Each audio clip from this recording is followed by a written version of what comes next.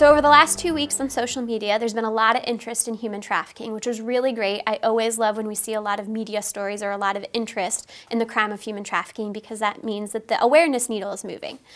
Unfortunately, when there's a lot of interest in human trafficking, there's also a lot of myths that are being shared, and we've seen a lot of that this week on social media as well.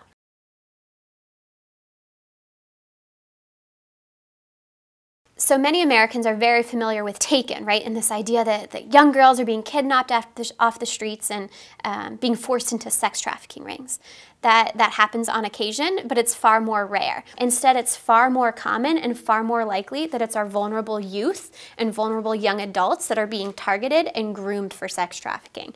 46% of victims of human trafficking, including sex trafficking, know their traffickers in advance. They come from situations where they may not have a great home life, where they might be living in poverty, and in those situations, people take advantage of them, right? They're vulnerable, they can be exploited. It's far more important that we educate people that these are the signs, and that you should also be aware that, hey, these vulnerabilities might lead you to a situation, and to be smart about it. And if there's unusual things going on, to report it, right?